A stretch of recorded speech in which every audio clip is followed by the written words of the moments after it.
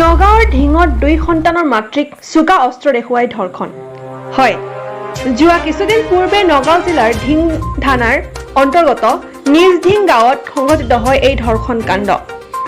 জানিব পৰা মতে নিজঢিং গাঁৱৰ আমিনুল হক নামৰ লম্পট এটাই কাষৰ ঘৰৰ 2 সন্তানৰ মাতৃক স্বামী ঘৰত নথকাৰ সুযোগ লৈ ঘৰৰ দুৱাৰ ভাঙি চোকা অস্ত্ৰ দেখুৱাই ওপৰ-জপৰি ধৰ্ষণ কৰে। 2 সন্তানৰ মাতৃৰ ভাষ্য অনুসাৰে তাইৰ স্বামী কৰ্মসূত্ৰে ডিমাপুৰত থকাৰ সুযোগতে ঘৰৰ ওচৰৰে আমিনুল হকে অপকৰ্ম কৰিবলৈ বহু দিন ধৰি ফুচলাই আছিল, কিন্তু তাৰ কথা অমান্তি হোৱা হেতুকে এই ঘটনা সংঘটিত কৰে।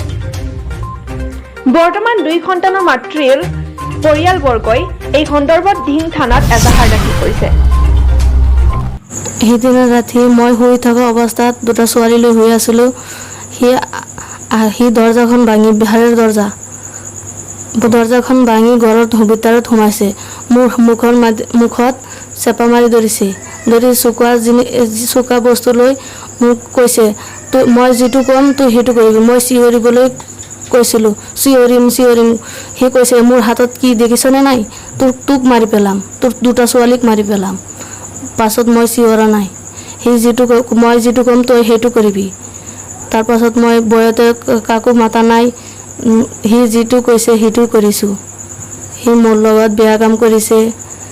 কৈছে, কোনোবাটো তই যদি কাকো ক তোৰ জোৱাইক মাৰি পেলাম, তোকো মাৰি পেলাম। তাৰপাছত মই ঈদত মোৰ জোৱাই আহিছে ডিমাপুৰৰ পৰা। তাৰপাছত মোৰ জোৱাইক কৈছিলোঁ।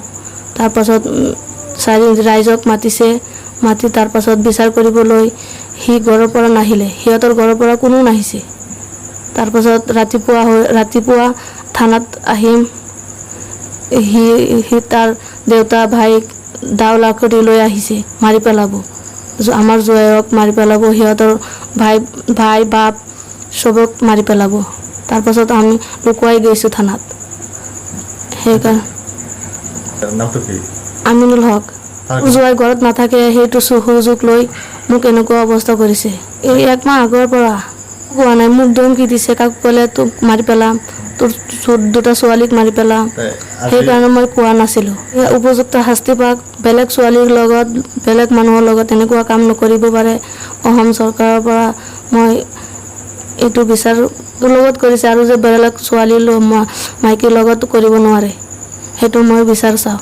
নিজডিঙৰ আমিনুল হক কেতিয়াও কিবা কৰাত সি ধৰাও পৰিছে আৰু বেলেগে কোনোবাই কিবা ক'লে সি অলপ পইচা থকা মানুহ, মানুহ তাৰ লগত বহুত ডাঙৰ মানুহে কিবা ক'লে মোৰ ওপৰত বহুত মানুহ আছে, কোনো মোক ভাল ছিগিব নোৱাৰে, তেনেকৈ ভাবুকি মানুহ দি থাকে। Bureau report HD live Hojai.